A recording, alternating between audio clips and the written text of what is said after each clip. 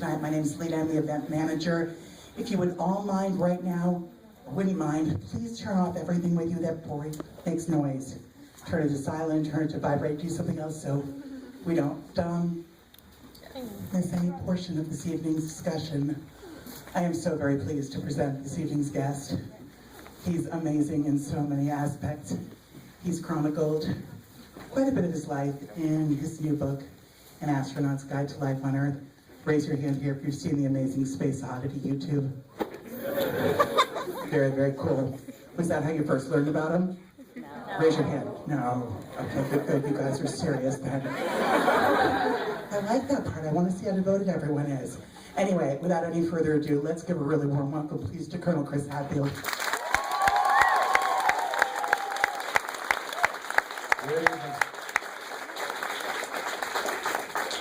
Good evening. Thanks everybody for coming out. Sorry people are standing in the back, but I'll stand up here if it helps a lot. I thought maybe I'd just talk briefly and then I'll answer a few questions and then we'll set up so I can sign your books as well, if that's okay. It's been a pretty fun day, actually. I was just on Conan just before I came over here, so I've never been on Conan before. Let's talk about the day that you go outside on a spacewalk. And it's a pretty important day in the life. It's a really risky day because you're going to go outside wearing nothing but a suit of clothes. Actually, can I use your son as a model? What's his name? Alex. Alex, do you mind helping Alex? Come on up here with me, okay?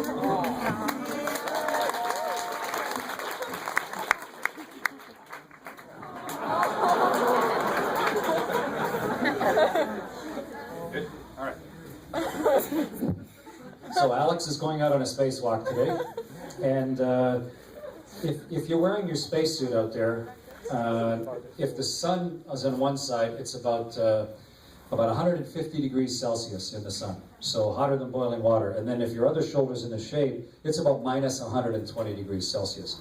And all you're wearing, I mean, Alex is just wearing a suit of cloth here, but the spacesuit that we wear, that you're going to wear when you go outside, is just cloth. So you're wearing something that is just an inflated balloon on your body. So it's there's a real hazard to it. You're constantly peppered by little meteorites while you're outside. The space station, it's like being sandblasted. And you're wearing here, turn around, Alex. Turn around, face the wall. Thank you. Oh, wait. He's got his Canadian flag on. Okay. So on your back is where you wear everything that's going to keep you alive. Because this isn't just a suit of clothes, it's a spaceship. It's a one-person spaceship. And inside Alex's backpack would be an oxygen purifier so that you take the carbon dioxide out of the air, a radio across the top, great big batteries, a sublimator right here that flash evaporates water out to space so that it cools and regulates the temperature of Alex's suit. And then down here, a great big secondary oxygen pack of 6,000 psi oxygen just in case the main system fails. And then strapped to the whole thing on the back is a rocket pack so that if Alex went tumbling off into space,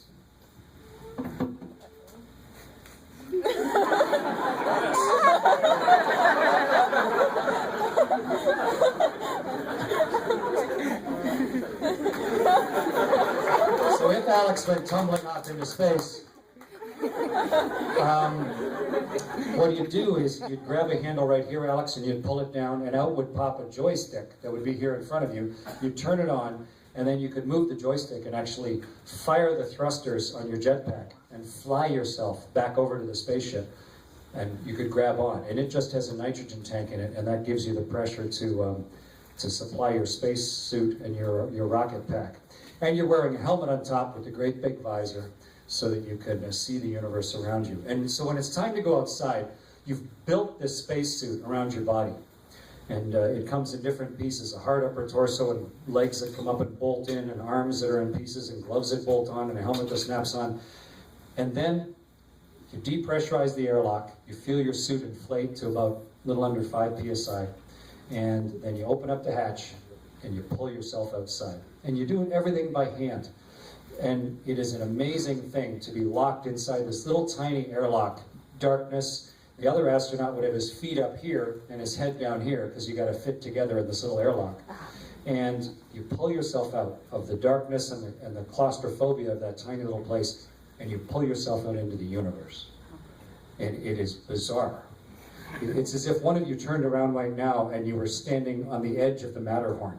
It's like, you know, turn back again, you're here in Barnes & Noble, you turn around and you're on the edge of the Matterhorn. When you pull yourself out from inside that little tiny space, it's just, you can't believe how you've now suddenly yanked yourself out where the whole universe is there on one side to your left, and the world is pouring by right there to the right, and you're just holding on with one hand in the middle. It's an amazing transition, and it's mind-numbing in its beauty. It's just, it stops your thought, and it's a really distracting place to work. And I resolved to myself that I would kind of talk about it and try and be poetic and describe every little action so I could listen to the recording afterwards about just how magnificent it was. And when I listened to the recording of what I said when I went outside, it is, wow! Because it was overwhelmingly beautiful. Just a phenomenal visual onslaught of a place to be. And we work outside for about 7 hours in the suit.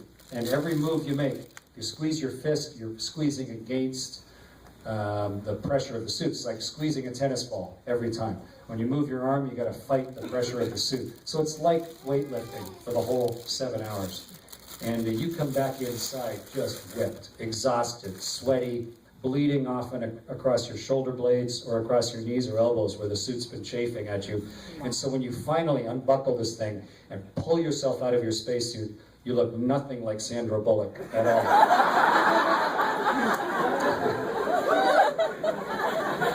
Instead, you look like someone who's been wearing this big set of oversized pajamas and a diaper, and who's been rolling around, you know, on a dirty carpet for 8 hours. You just look, you get rat fur for hair. You just look terrible.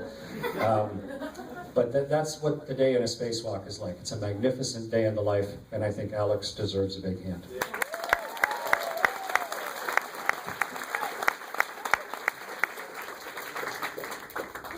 Let me fly you down to your dad.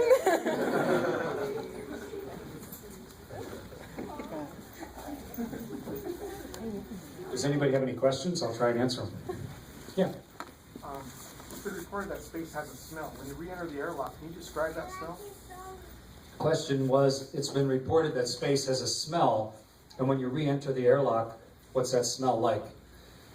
When a spaceship docks, it comes up, of course, to one of the hatches and docks, and so we have a little bit of vacuum trapped between the two vehicles when it first docks. And then we have to equalize that pressure before we open the hatch. So you can smell space then. Then you can also smell it when an astronaut comes in from a spacewalk, because as we repressurize the airlock. So those are the two times you really get a sense of the smell of what space is like. And it smells a little bit like if you ever fired a pistol, and that little lingering smell of a gun, the sort of a cordite smell, or like brimstone. It smells a little bit like brimstone, I guess. It's just a real faint trace of a smell to space. And I'm not sure if it's truly space, or if it's just because the metal has been exposed to the vacuum, it's pulling the last trace gases and off-gassing out of the metal, and that's what you're really smelling. But it definitely, you can tell when something's been exposed to vacuum recently, because it smells like a witch just left. Yes. Young man there. Yeah, go ahead. What happens if you take your helmet off in space? What happens if you take your helmet off out on a spacewalk? Well, your instructors would be really sad that they didn't train you well. The difference between being here and being out in space, of course, is that there's no air. And we're here with air pressure, because there's so much air above us, it's like being underwater. It's the pressure of the air around our body. In space, there's no air pressure at all.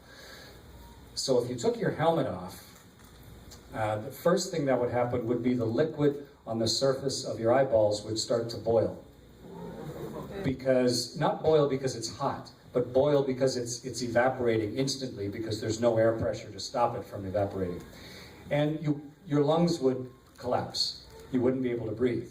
there'd be no way to pull air in, so your lungs would collapse. And so almost immediately you start starving for oxygen. And you might start getting the bends where the blood that's in your veins would start to bubble, because it'd be like taking a can of Coke, and you know, a can of Coke has high pressure in it. When you open it, it fizzes, because it's like going from high pressure to low pressure. So if you popped your helmet off, that'd be like taking your body and going from high pressure to low pressure, and all the gases that are dissolved in your blood, like are dissolved in a can of Coke, would suddenly come fizzing out. So you get fizz in your veins, and that would really do damage to you, but it wouldn't matter because you'd be dead. So all sorts of bad things would happen. And your skin would freeze, because it's probably going to be minus 120 degrees where your face is. So I would really recommend that you do not ever do that. Yes, young lady there. How many times did you apply to be an astronaut? How many times did I apply to be an astronaut? And NASA has an application every 2 or 3 years. And some people have applied like 8 times and been hired. Some people have applied over and over and over again and gotten hired. I'm from Canada. We've only ever had 3 astronaut application processes, once in '83, once in '92, and once in 2009. And so hardly anybody can apply more than once in Canada, just because you get old. And I was lucky enough to be the right age in 1992, so I only applied once. But it was a really good application. Yes, sir, in a blue t-shirt. Do you think that commercial space companies or NASA are going to get to Mars first? Do I think commercial space companies or NASA will get to Mars first? I think NASA will. But I bet you it won't be just NASA. I think it will be the Earth that does. Because the International Space Station has shown how it is that you can sustain a space program over political cycles and economic cycles that every country is subject to. And there's no way that one nation, I don't think, is going to be able to sustain the effort involved for the decades that are going to be required to take us to Mars. And I don't think commercial space, like, you know, it's the things we have to learn and invent and the complexity of it, I think is going to continue to be prohibitive for any company or any private organization to be able to fund it. It's going to be at the international level in order to be able to fund something that complex and make it safe. So that's my guess. But I hope I'm wrong. I mean, I hope somebody else figures it out, but that's my guess. I guess. What's your next big adventure? What's my next big adventure? I'm going to Seattle tomorrow morning. That's my next big adventure.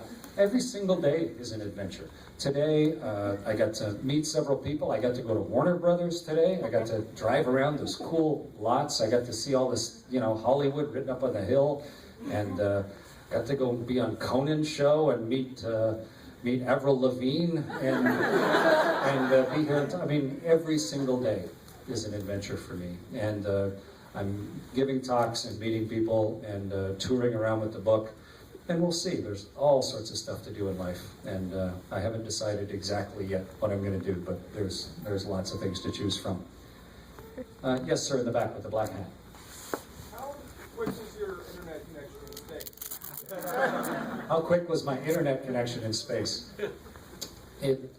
It was slow. And about half the time it didn't exist at all. Because the way we do it is you log into your computer on board, and that goes through the onboard LAN and goes to an antenna that's on the side of the space station through a server there. And that antenna is pointed up at geostationary satellites, so we send up to a geostationary satellite that then retransmits, bounces a signal down to White Sands, New Mexico, where they pick it up there. And then from White Sands, they bounce it off another one and send it up to Goddard, up in Maryland. And then they process it there. And then they bounce it off another one and send it back to White Sands again. And then it goes from landline from there to Houston. And then in Houston, they have it coming around to a desk, and they hook it up to a computer that's on the internet. So it's really slow. And the purpose of the computers on board is not to hook up to the internet. The purpose is to transmit the vast amount of scientific data up and down that we're doing.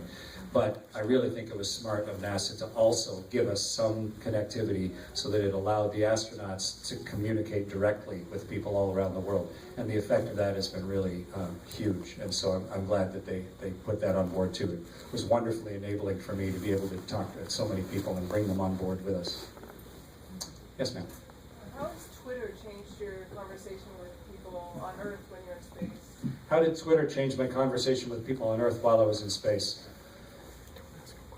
It really took me by surprise, the number of people that got involved. And the beauty of social media, I've learned a lot about it, is that it's social. It's not just media. And social is the more important word in it. In fact, it's more like, instead of media, which is, buy my stuff, that's what media almost always is, or look at this, look at me. Social media is instead, I'm doing something here, you're welcome to come have a look at it if you like. That's sort of what social media is. And in fact, the more effective social media is always just about honesty, about this was a beautiful thing that just happened here, and you're welcome to look at it if you like. And Twitter is so enabling because it forces you to be succinct. It forces you to actually boil down.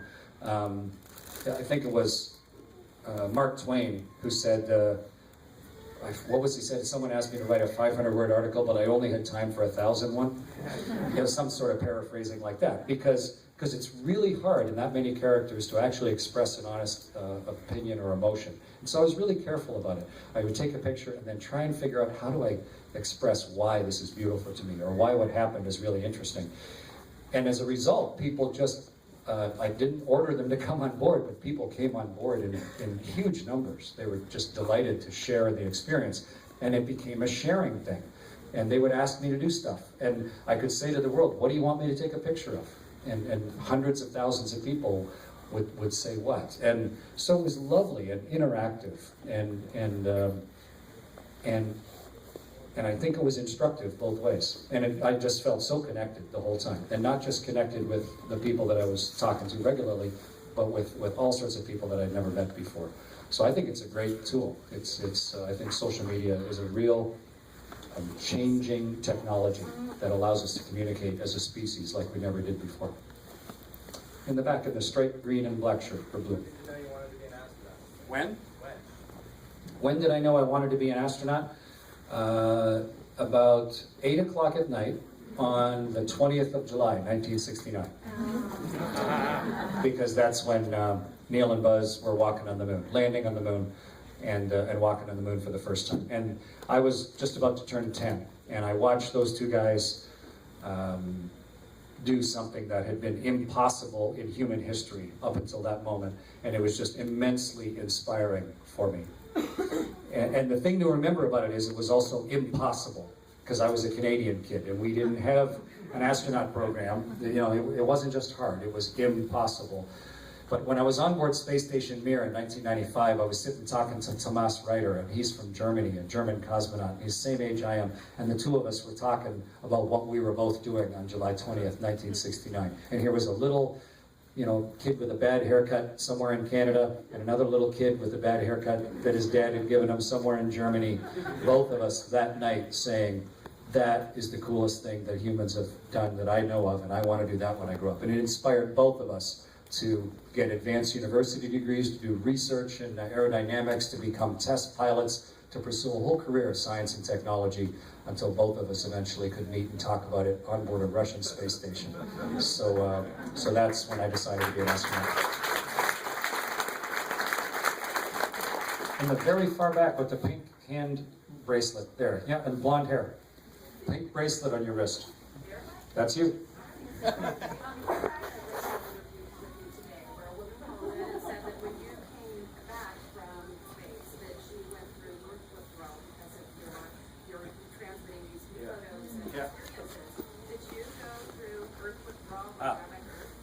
Yeah, the question was, I did an interview earlier today and a phone-in lady said, she said, when I came back from space, she went through withdrawal because no one was sending her those pictures of the world every day. And the lady asked me, did I go through withdrawal? I consciously try to never miss anything. I don't spend my time looking back because that's not where I'm going. But I don't ignore the things that I've done. But, you know, I lived at the bottom of the ocean for a while. And I drove one-person submarines, and I was a CF-18 fighter pilot, and I was an F-18 test pilot with the U.S. Navy, and I was there for the birth of all 3 of our children, but I don't sit around reminiscing going, boy, I wish those kids could be born again so I could go see that again. You know, this is just things that have happened in my life that have been hugely enriching and interesting and important to me, and they allow me to maybe understand life a little better now. And so I don't have regrets or withdrawals about it. I don't miss being in space. But what would be the point? I really like what I'm doing, and I like the opportunities that are coming up. And that's how I always try and live my life. And so, no, I did not. I mean, I took 45,000 pictures of the Earth. You know? It's going to take the rest of my life just to go through all the snapshots that I took. So, no, there's so much stuff left to do that I'm really pleased with how it went and the effect that it had. And now I want to keep doing more things that challenge me. Yes, sir, with the classes. For people that want to be an astronaut when they're older, what piece of advice would you give? So if you want to be an astronaut, what's good advice? I've been involved in astronaut selection in 2 different countries, and I've watched how the Europeans do it as well, and the Russians and the Japanese. And it's pretty much the same everywhere. We need to hire people that are fit, smart, and accomplished. So how do you prove those 3 things to NASA or whoever? Fitness, that's easy enough. You've been given some body. It may be a body that won't pass an astronaut physical. You know, if you have some congenital problem, whatever, or you're 7 feet tall, or whatever, then that's okay. You know, you're never going to be an NBA star maybe, or depending on what genetics you have. Some people will just never be able to pass the physical. And if that's the case, then do something else. Don't spend your life worrying about it. But the number one thing is to be able to pass the physical. And the parts of it that you can control, of course, are to keep yourself in shape. Exercise, don't eat food that makes you unhealthy. So number one is just do the best you can with your body. And also, don't despair if maybe you can't pass the NASA physical the way it exists right now. Because the NASA physical constantly changes over time. And you used to have to have 20/20 uncorrected vision, and now you don't. Things change. We accept LASIK surgery now. So don't despair, but keep care of your body. Number 2 is you have to prove to NASA that you're smart, that you can learn complicated things. And the way NASA does that is they say, okay, how can we determine if someone's truly academically good? We want them to have an advanced university degree. And so you need at least a technical master's, if not a PhD, a technical PhD, because they got lots of people to choose from. And if they got 50 PhDs, why wouldn't they choose one of those? Because that person has proven their ability to learn complicated things at a high rate. And then the third is, we don't just want to hire fit students. We want to hire fit students who have a proven ability to make good decisions when the consequences matter. Because you don't want to hire someone who's wishy-washy or can't make a good decision. So that's why we hire people who've proven themselves in work, like test pilots. Because if you're a test pilot who can't make good decisions, then you're a dead test pilot. We hire medical doctors, because emergency room medical doctor obviously is dealing with life and death all the time. People that have run big programs, people that have had to have a lot of responsibility and have a proven ability to make good decisions. And that narrows it down to like 300 people that they've got all those things in spades. And then it's the other stuff. Well, how many languages do you speak? What things have you done? Why are you going to be interesting to fly in space? What social work do you do? What are all the other things that make you an interesting and productive human being to be part of the office and good company? But if you focus on those 3 main ones, then even if you don't become an astronaut, you're going to be a more productive adult if you have a fit body, an advanced university degree, and a proven ability to make good decisions. So it's a good way to head anyway. Maybe time for one or two more questions, then I'll sign books. Yes, sir, in the Balkan, or ma'am, in the Balkan.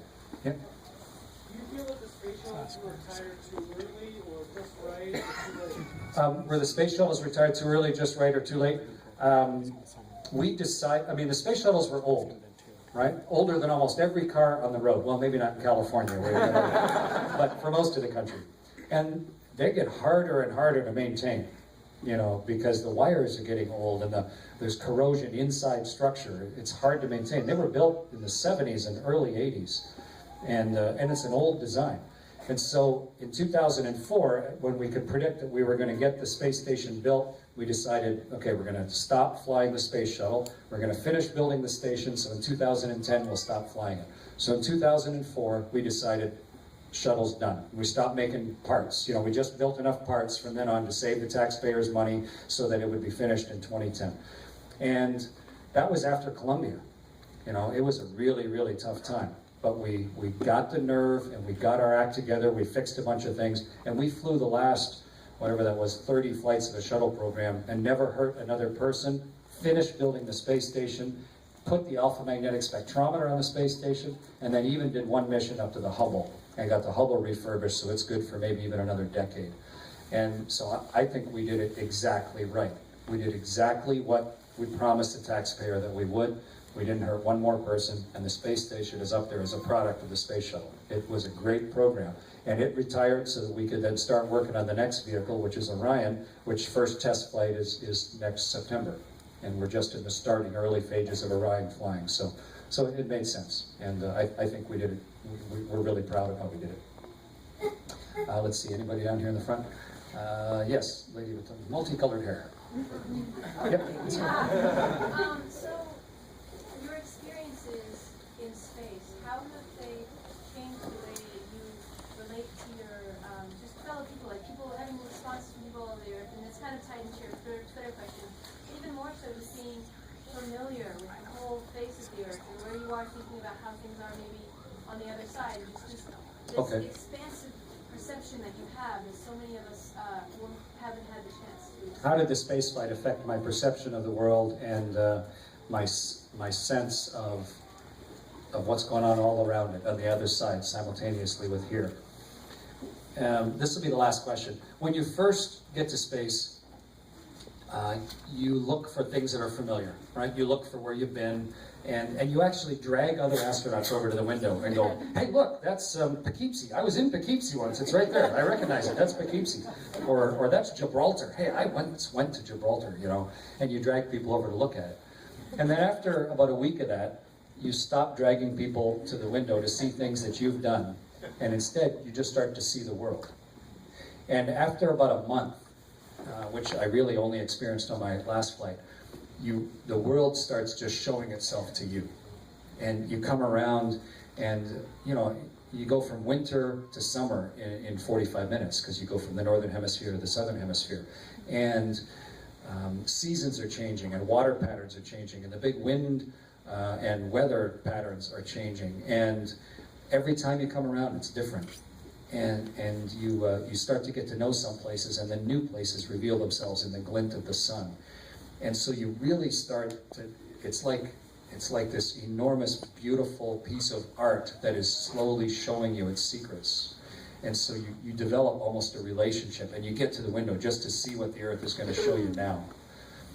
And what you notice also is the repeated pattern of human habitation all around the world. A town that looks familiar to you looks just like a town in a country. You don't even know the name of that country. And you can't help but go, well, if Sacramento looks like this from space, well, suddenly I see this country in Africa that I don't even know the name of the city, and it looks just like Sacramento.